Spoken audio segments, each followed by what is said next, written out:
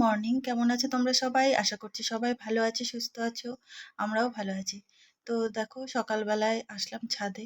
আর এদিকে সকালবেলার যত আশিবাসি কাজ ছিল সেগুলো কমপ্লিট করে নিয়েছি। নিয়ে চা-টা খেয়ে আসলাম ছাদে। আর এসে দেখছি কেমন মেঘ করে আছে। হয়তো বৃষ্টি নামবে কিছুক্ষণ পরে। আর এমনিতেই তো এখন বৃষ্টি লেগেই আছে। তো এখন বৃষ্টিটা নেই যদিও। আর একটু হালকা একটু রোদ রোদ দেখলাম, যার জন্য আসলাম ছাদে। তো ছাদে যখন আসলাম আর এখন বাজে 9:30। তো দেখছি কয়েকটা ফুল ফুটেছে, তো এটা নিয়ে যাই। তো স্নান টান করে পুজো দেওয়া যাবে। আর এই নয়নতারাগুলো মানে তোলাই হয় না ঠিক মতো, হয়তো স্নানের পরে আসি, স্নানের আগে হয়তো আসা হয় না, খুব কমই আসি। তো আজকে আসলাম বলে নিয়ে যাচ্ছি। তো বেশ কয়েকটা নয়নতারা হয়েছিল, তো সেগুলো তুলে নিলাম। আর এখন যাব নিচে। নিচে গিয়ে সকালের জলখাবার তৈরি করব। আর জলখাবারটা করে তারপর রান্নাবান্না করতে হবে। তো সকালবেলাতে এদিকে মোটামুটি সব গুছিয়ে নিয়েছি যে কি রান্না করব না করব। এদিকে গুছিয়ে নিয়ে তারপরে উপরে এসেছিলাম। আর আজকে সকালে জলখাবারে করেছি হচ্ছে খিচুড়ি।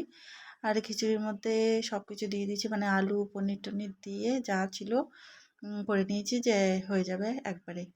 তো এটাই সকালে জলখাবার খেয়েছি সবাই আর কি। তারপরে দেখো আমার দুটো পার্সেল অর্ডার করা ছিল, তো সেই দুটো চলে এসেছে। আর এর মধ্যে একটা শ্যাম্পু আছে আর আছে হচ্ছে একটা কন্ডিশনার। তো সেটাই আনবক্সিং করছিলাম যে ঠিকঠাক এসছে কিনা। আর শ্যাম্পুটা ছিল ডাভ শ্যাম্পু। আর এটা 1 লিটারে। আর আমরা এটাই অর্ডার করে থাকি, কারণ কিছুটা ডিসকাউন্ট পাওয়া যায় আর এখানে নিলে মানে সুবিধে হয় আর কি অনলাইনে।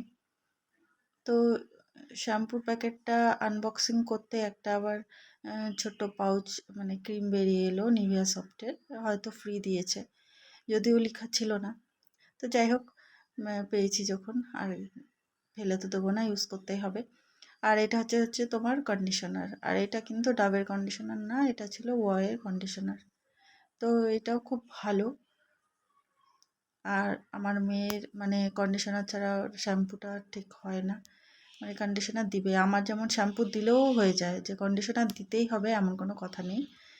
তো যাই হোক, চলো এবার রান্নাঘরে যাই। আর আজকে রান্না মেনু আছে হচ্ছে করলা ভাজা, আর এদিকে পুঁটি মাছ এনেছিল, তো সেগুলো ধুয়ে টুয়ে নিয়েছি। আর এনেছিল মাটন। আর এটাকেও সব কিছু দিয়ে ম্যারিনেট করে রেখে দিয়েছি যে একবারে সব বসিয়ে দেবো। তো এইদিকে দেখো রান্নাটাও হয়ে গেছে, তো রান্নাটা শেয়ার করলাম না। আর এই যে গরম গরম ভাত, আর এই পুঁটি মাছের একটু ঝোল করেছি আমার শ্বশুর মশাইয়ের জন্য। আর এদিকে তো করলা ভাজাটা আছে। আর এদিকে করেছি হচ্ছে মটনের লাল লাল ঝোল, দেখে নাও। তো এই হলো আজকের মেনু। আর আজকে একটু বেরিয়েছিলাম বাজারে, আর সামনে পুজো, আর এখনো কেনাকাটা বাকি আছে। মেয়ের কিছু কিছু জিনিস বাকি আছে এখনো কিনতে হবে। তো প্রথমে গাড়িটা পার্কিংয়ে রেখে দিল। তো পার্কিংয়ে থাকবে গাড়িটা। তো আমরা এদিকে গিয়ে বাজারে যাব আর কি। আর বাজারে ভালোই ভিড় ছিল। প্রথমেই আসলাম হাঁটতে হাঁটতে বেল্টের দোকানে। আর এখানে দুজনেরই বেল্ট নেবে, যার জন্য প্রথমে ভাবলাম এটাই আগে কিনে নিই, তারপরে জামা কাপড়ের মার্কেটে যাব।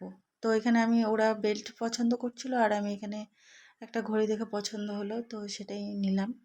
আর মেয়েও নিয়েছিল। তারপরে গেছিলাম বাজারে ভেতরে আর কি জামা কাপড়ের দোকানে। তো সেখানে জামা কাপড় কয়েকটা ঘুরে ঘুরে পছন্দ হচ্ছিল না। তারপরে এই দোকান থেকে একটা ওয়ান পিসগুলো নিয়েছিলাম মেয়ের জন্য। আর এখানে মানে দেখতে পেলাম বেশ ভালো কুর্তির কালেকশন। আগেও আসতাম, মানে প্রত্যেকবারই আসি আর কি। তো ভাবলাম যে এখান থেকে একটা 3 পিসের সেট নেওয়া যাক। তো এখানে নিয়েছিলাম একটা 3 পিসের সেট আমার জন্য। তো রিজনেবল প্রাইসই ছিল, খুব একটা দাম যে সেটাও না। তো মানে নেওয়ার আগে সেগুলো দেখছিলাম। আর এখানে দেখো রেড কালারটা দেখছিলাম, আর এটা খুব ভালো লাগছিল, কিন্তু দামটা খুব বেশি ছিল, যার জন্য এটা আর নিইনি। তারপরে এখান থেকে বেরিয়ে আবারও মেয়ের জন্য এবার একটা গাউন নেব। এই যে পিঙ্ক কালারের যে গাউনটা, এটাই নিয়েছিলাম। আর এটা ওর পছন্দ হয়েছিল, নিয়ে তারপরে শপিং যা যা ছিল করে চলে আসছি বাড়ি। আর চলো ব্লগটা আজকে এখানে শেষ করছি, জানি ছোট হয়ে গেছে। Good night.